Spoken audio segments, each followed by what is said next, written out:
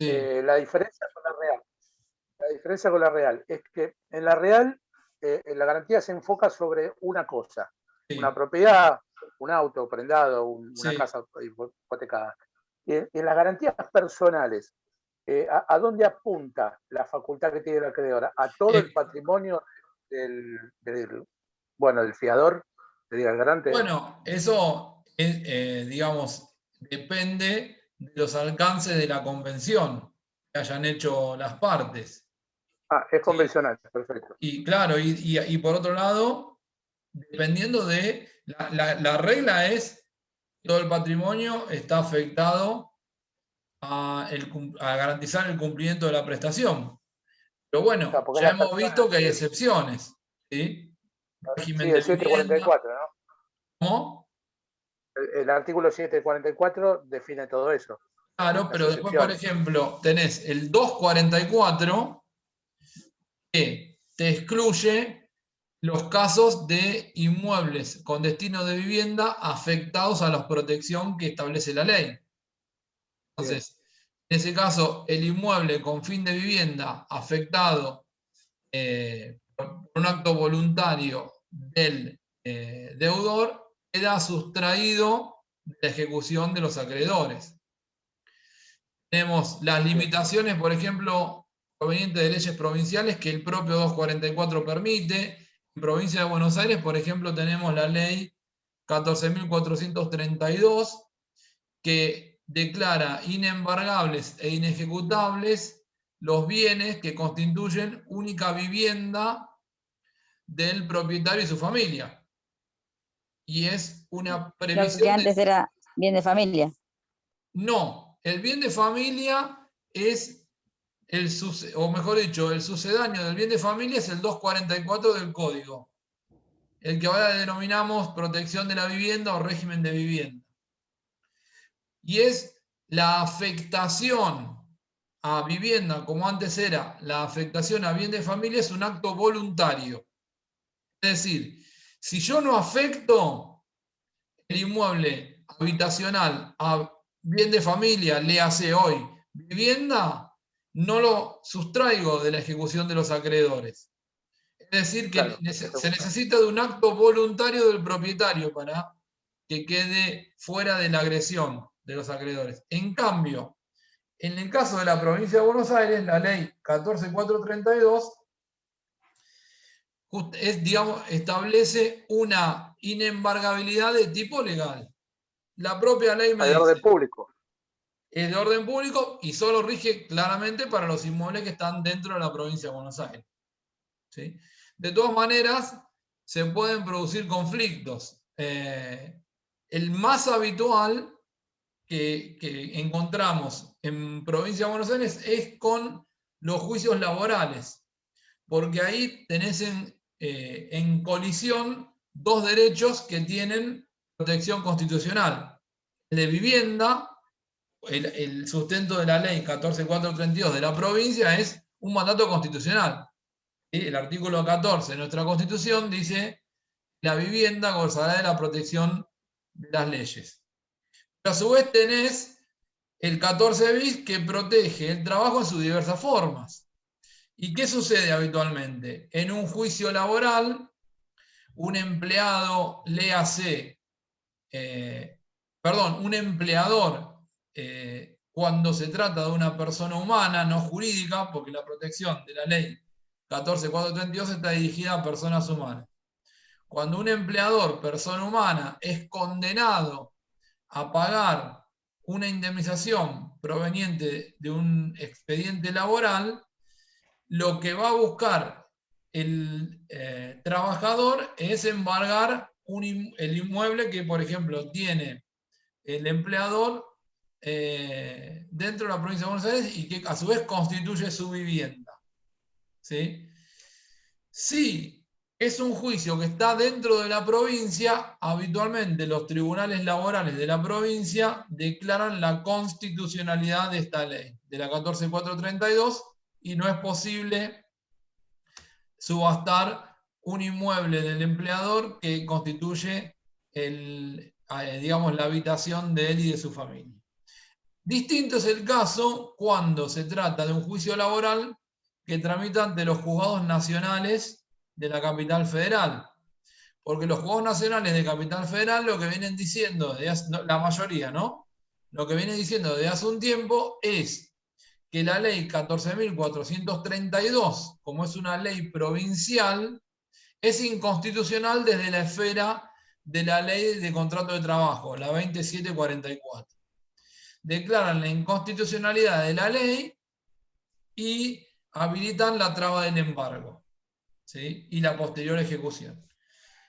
Hasta ahora no ha existido un pronunciamiento de la Corte Nacional respecto de la constitucionalidad o inconstitucionalidad de la ley 14.432, que es una ley relativamente nueva, creo que de 2015, salió a los pocos meses antes de la entrada en vigencia del nuevo código, que es uno de los conflictos, yo diría, más latentes que tenemos entre dos derechos que son merecedores de protección constitucional, ¿sí? La vivienda por un lado y el trabajo por otro. Bueno, yo quería, esto no lo iba a señalar, pero como vi que en el libro lo tiene marcado, necesito hacer una mención también para que no caigan en un error conceptual. En el manual este de Pizarro Vallespinos, el tomo 2, no me acuerdo la página, se habla de garantías específicas y garantías generales, ¿sí? Sí, lo tengo acá adelante. Bueno, eso no debió estar en ese manual. Es un tema en realidad propio de los derechos reales, pero si lo ven así como está, porque incluso si ven creo que está en una carilla o menos, ni No, siquiera es se hace. menos, lo llama también permanentes también, y refiere a las garantías que puede una empresa poner en un banco Pero para vos su fijate cuenta una corriente. cosa, no hay cita de artículos del código en No, ese, ninguno. porque se metieron en un terreno espinoso, donde no debieron, o como diría algún abogado, un terreno en un asunto vidrioso. Escuché decir una vez Vidrioso. a una abogada de Santa Fe, es un tema vidrioso, dijo. Vidrioso. Bueno, el tema es el siguiente. Se me desconfiguró la imagen.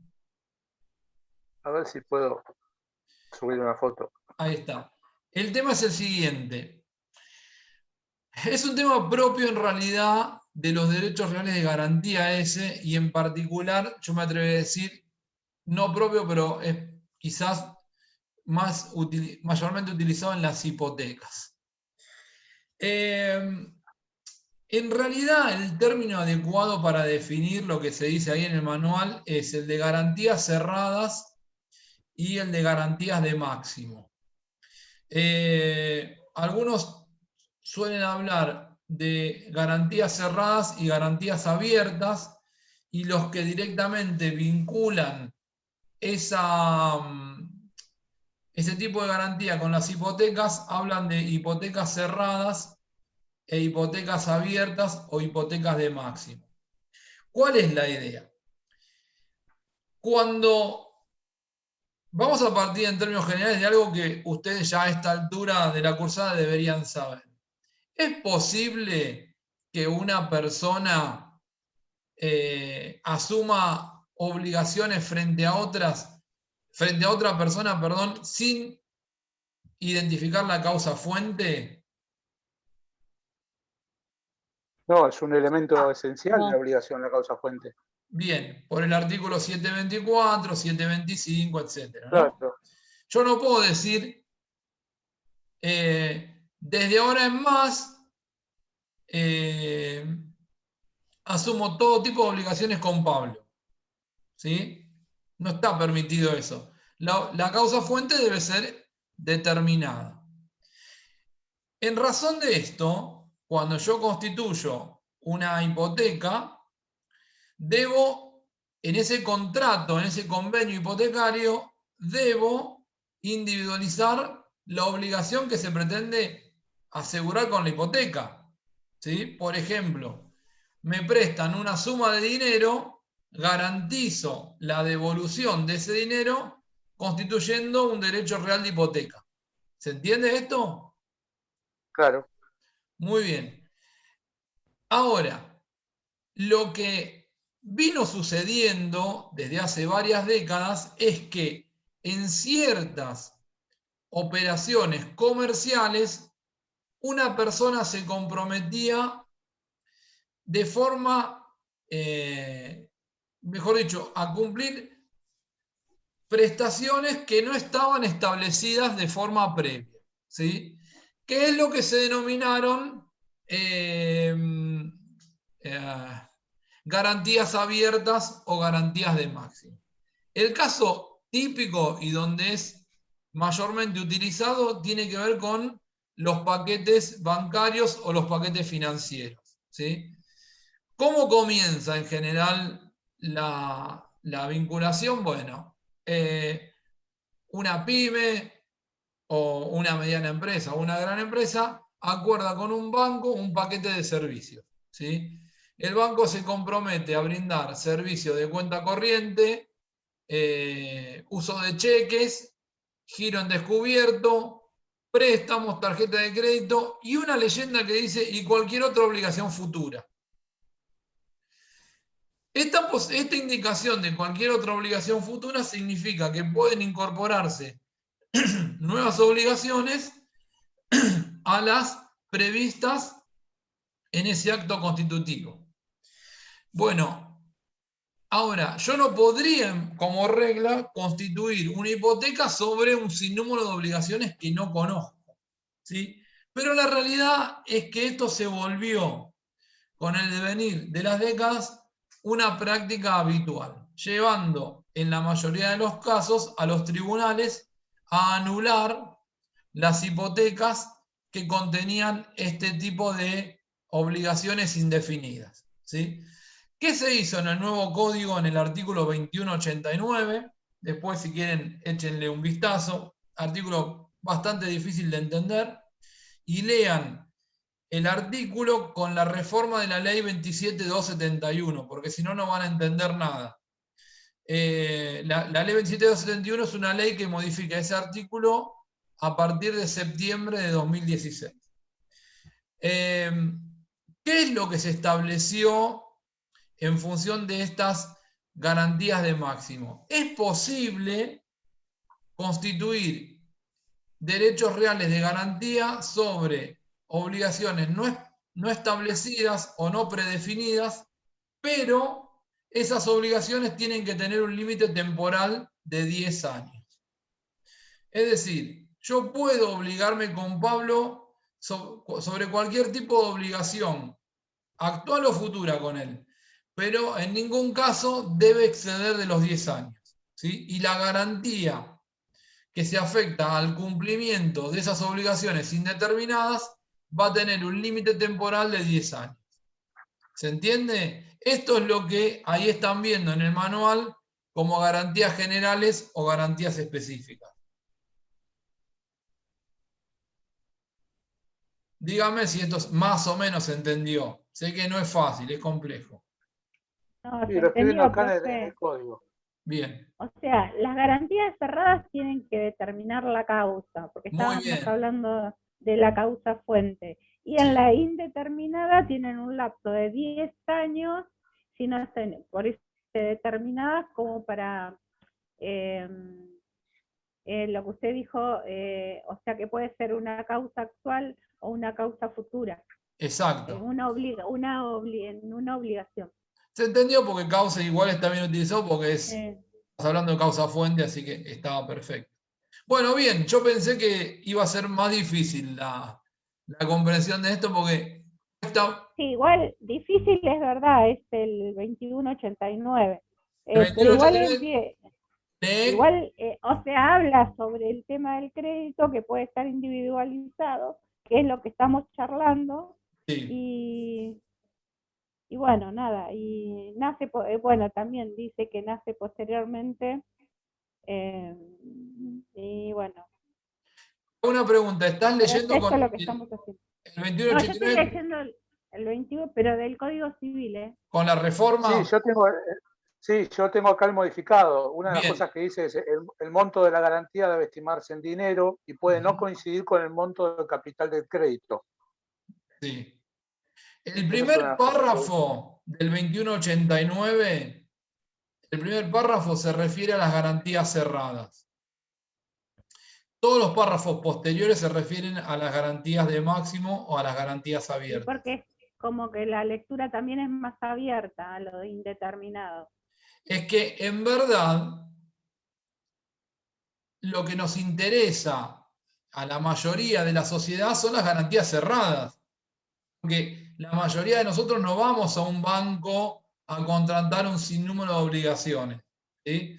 Entonces, esto tiene una explicación quizás mucho más profunda y que excede, digamos, incluso hasta la materia, diría yo. Pero realmente lo que nosotros necesitamos es un sistema que proteja al, ¿cómo le podría decir? A la persona de a pie, al que va a contratar o va a pedir un préstamo a un banco para comprarse su vivienda. Porque una garantía abierta la arruina. Imagínate que si una persona va a contratar con vos y ve que todas las obligaciones actuales o futuras vos las tenés garantizadas con un inmueble, con una hipoteca sobre tu único inmueble, ¿qué va a querer contratar con vos? Te va a decir, pero si no me paga, yo no tengo forma de cobrarme ese crédito porque ese inmueble está afectado a un montón de obligaciones que tiene con otra persona. Sí, sí, sí. Claro. Esto, lo más cómico, por no decir trágico, es que cuando se redacta el nuevo código, en la redacción original del 2189, había omitido las garantías cerradas, solo regulaba las garantías abiertas. Fue un error esto, no fue algo, digamos, Pensado. meditado, fue un error, se les escapó. ¿Saben cómo se dieron cuenta la paradoja digamos, de la Argentina, ¿no? ¿Saben cómo se dan cuenta de este error? Cuando ¿Cómo? durante el gobierno anterior lanzan los créditos UBA, que estaban ofreciendo créditos con garantías hipotecarias a 35 años, y el 2189 limitaba las garantías a 10. Ahí Claro. se dieron cuenta de que habían omitido regular dentro del 2189 las garantías cerradas y modificaron por esta ley, la 27271, en particular el artículo 23, que es el que se encarga de modificar el 2189. ¿Sí? Bien. Realmente increíble lo que pasó con este artículo. Profe, Sí. para que se entienda mejor, ¿nos daría otro ejemplo de estas garantías de máximo? No únicamente En el del realidad, banco, digo. el ejemplo es Medio difícil, ¿no? relativamente sencillo. No, el ejemplo es, entre dos personas pueden celebrar un contrato por el cual una persona se obligue respecto de la otra con un sinnúmero de obligaciones, actuales o futuras, incluso sin determinar. Y puede garantizar con un derecho real de garantía el cumplimiento de todas esas obligaciones, incluso las aún desconocidas, pero con un lapso de 10 años.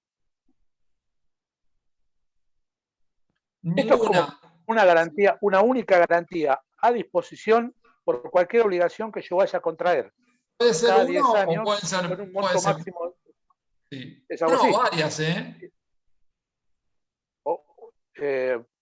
Me refiero, por eso, varias obligaciones. Yo hoy pongo garantía. No, puede ser uno o varios bienes o varios inmuebles pueden ser hipotecados para afectar el cumplimiento de esas obligaciones. Claro, sí, pero eso constituye, ese conjunto de bienes constituye esta garantía de máxima.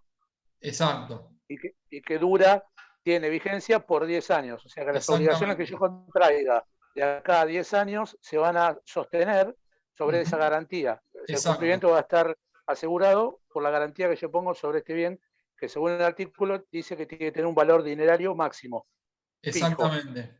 de arranque. Entonces, las obligaciones que yo vaya contrayendo van a estar cubiertas hasta ese tope de Exactamente. valor monetario. Sí, Esa es la garantía máxima. un tope absoluto, e invariable. Bien. Que En caso de esto, desde el punto de vista incluso fiscal, es complejo, porque vos ponete por un minuto, y esto no estoy haciendo, digamos, una defensa del acreedor, sino simplemente una descripción de lo que pasa en la realidad. Si vos sos acreedor y vos le vas a dar sos un banco y le vas a dar un grupo de prestaciones a un cliente, ¿sí?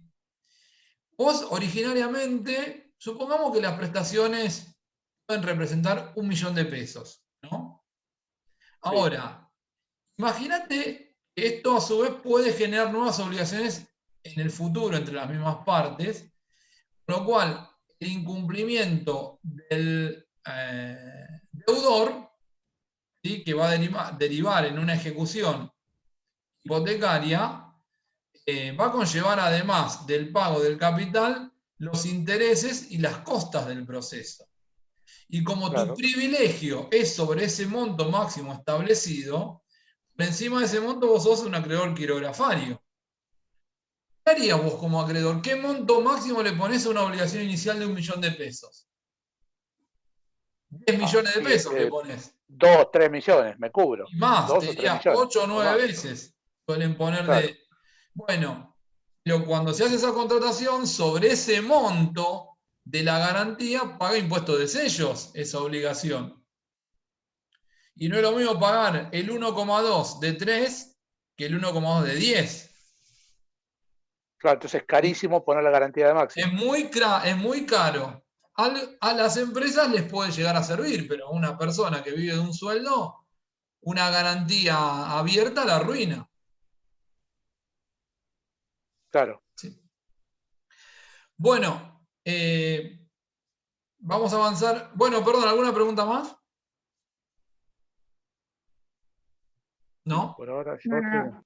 Bueno, 3 caracteres que tienen las garantías como regla general, sean personales o reales. Primero, son convencionales, es decir, cualquier persona que decida voluntariamente asumir la obligación de otra, lo hace en virtud de un acuerdo, es porque presta su consentimiento para sustituir en el cumplimiento al deudor, ¿sí? Es decir, que es convencional. La ley no puede imponer la constitución de una hipoteca ni de una fianza, ¿sí? Nacen de la voluntad del sujeto que accede a garantizar el cumplimiento de la prestación. Siempre como reglas son convencionales, no lo puede imponer ni la judicatura ni se pueden establecer por ley. Segundo requisito, aun cuando algunos autores digan que esto con el tiempo digamos, tiende a desaparecer, yo creo que no. Otro de los caracteres de las garantías es que son accesorias, ¿sí? ¿Por qué accesorias? Porque aseguran o garantizan el cumplimiento de una obligación principal.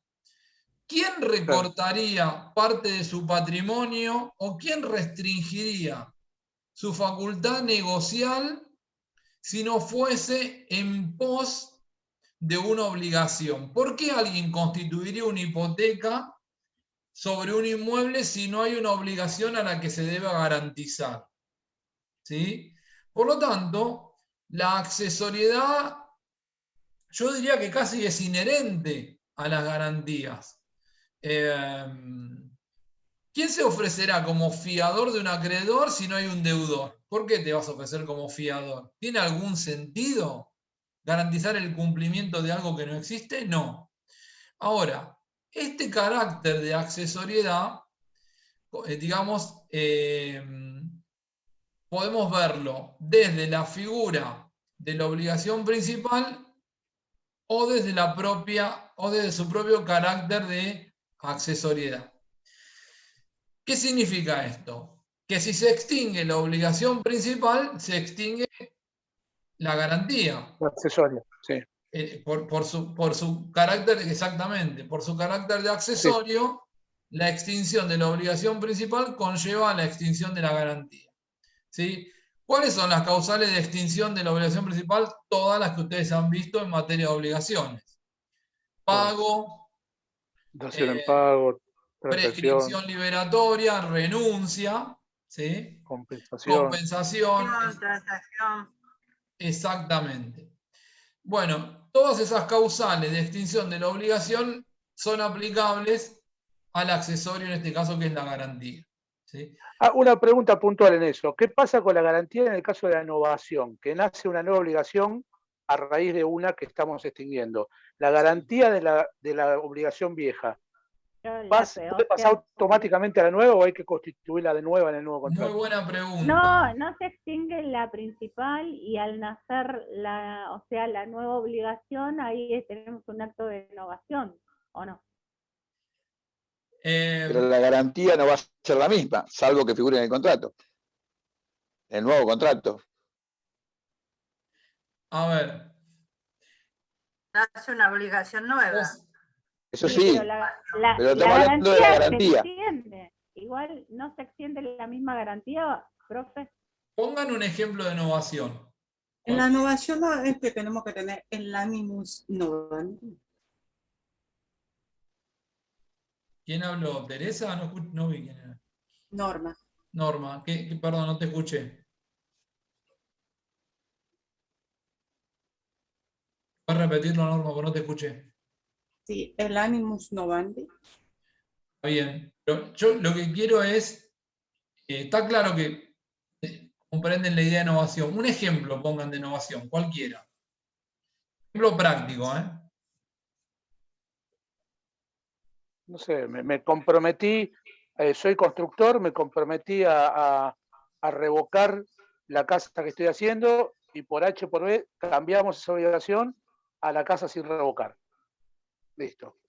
Me comprometo a otra obligación. A terminar la casa, pero sin revocar. Tengo que deshacer el contrato que tengo hecho y hacer un nuevo contrato de servicio mío sin el revoque. Bueno, ¿y la garantía que yo había puesto? Hago una pregunta. Bueno, vamos a pensar un caso que sería difícil, pero bueno. Supongamos que vos te hubieses comprometido a garantizar tu trabajo con una hipoteca. Por ejemplo, sí, difícil, pero bueno, sí. Por eso digo difícil, pero yo sí, pensé que ibas a decir otro ejemplo, pero bueno. Yo le pedí cualquiera y me dijiste ese, así que te lo tengo que aceptar. Es más común un contrato de alquiler, ¿no? ¿Cómo? Más común sería un contrato. No importa. Está bien. Vamos a tomar si que podemos una locación. Ahora, tener una hipoteca puede ser, una innovación se puede hacer. Pero yo lo que quiero preguntar es lo siguiente. ¿La innovación extingue la obligación anterior? La innovación extingue la anterior y crea una nueva. Entonces, por vía de accesoriedad, ¿qué pasaría con la hipoteca? La garantía anterior se extingue con la obligación. Si es muy bien. Claro. Entonces la innovación extingue. Y se negocia con condiciones. Puede ser. Pero una cosa es que vos negocies trasladar la hipoteca a la nueva obligación. Esto es un tema que forma parte de, digamos, de la negociación que se lleva adelante. Pero si no se da ese supuesto, ustedes mismos están dando la respuesta. De extinguirse la obligación por vía de accesoriedad, se extingue la garantía también.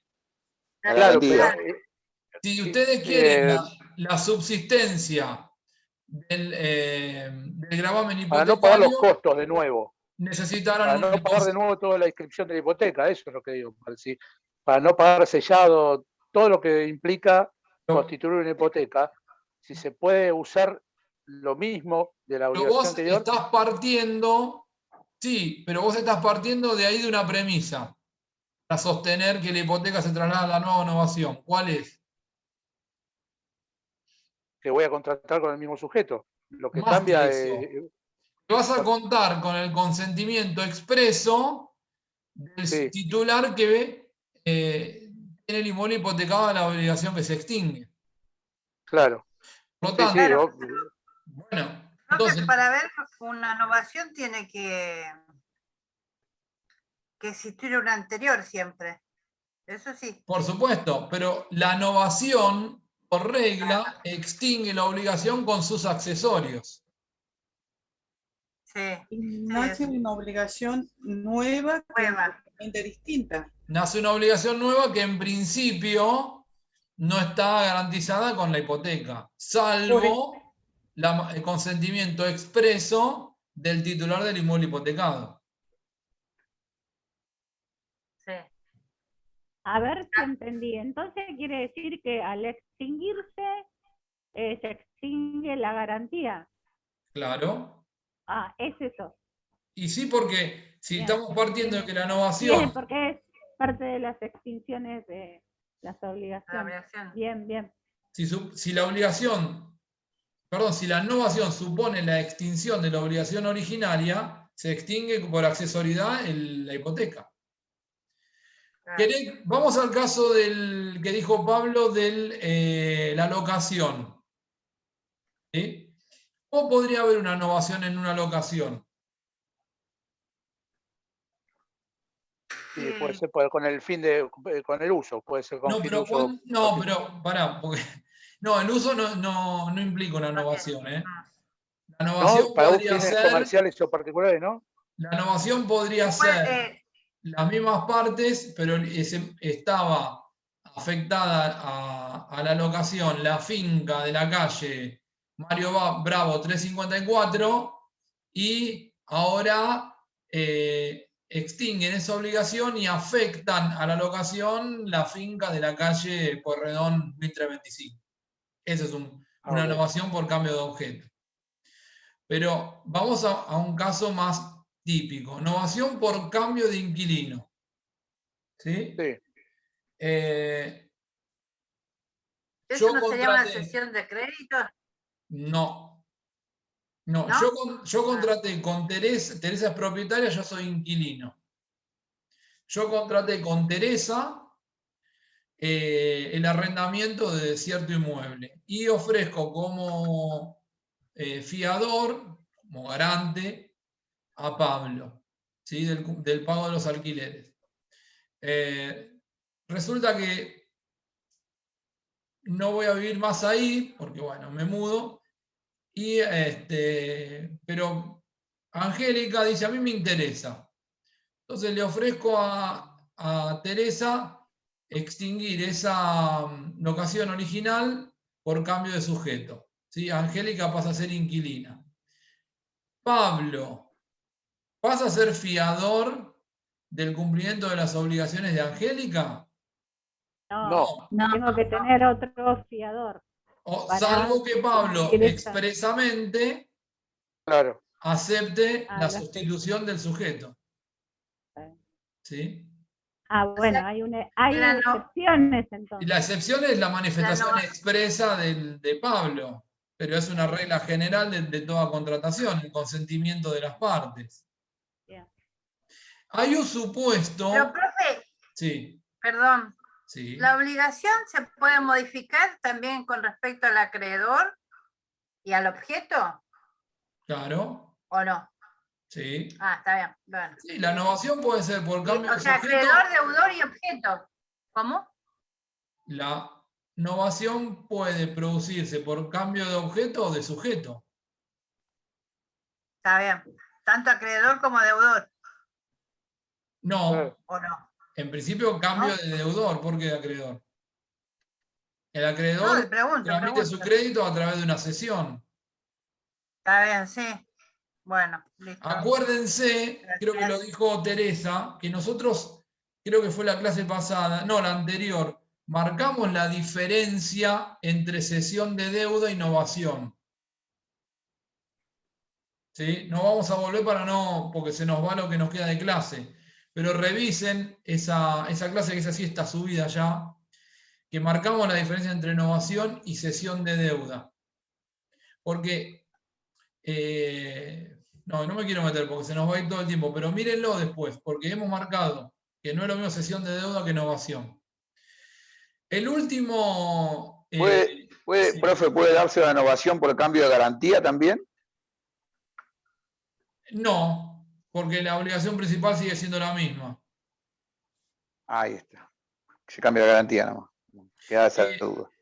Podríamos sí pensar en una... Bueno, yo te lo planteé como desde la esfera de las garantías reales, pero de las garantías personales podríamos pensar en una innovación, porque la fianza es un contrato entre el acreedor y el tercero, y el fiador. Ahí sí podríamos pensar en una innovación. Si el fiador sustituye su carácter en otra persona, ahí habría una innovación. Ok. El último carácter de las garantías es la indivisibilidad. Ahí puse como que las garantías son indivisibles, pero desde el punto de vista del sustantivo sería indivisibilidad. La indivisibilidad significa que la garantía asegura el cumplimiento de toda la obligación. Esto significa que si esa obligación tuvo cancelaciones parciales, esto no significa que parte de la garantía haya sido sustraída del cumplimiento de la prestación. ¿Sí? Voy a poner un ejemplo con un inmueble porque es más fácil de entender. Yo tengo afectado el cumplimiento de un mutuo dinerario, una hipoteca, ¿sí? Y supongamos que a mí me prestaron 1 millón de pesos, y yo ya del 1 millón de pesos pagué 500, debiendo la mitad, 500.000. Esto no significa que ese inmueble ya haya sufrido una cancelación parcial. Es decir, que el 50% de ese inmueble no está afectado al cumplimiento de la prestación. ¿Sí? Todo el inmueble sigue asegurando el cumplimiento de la prestación en su totalidad, o del saldo o del remanente de la prestación o de la obligación. Esto significa que es indivisible. Yo no puedo fraccionar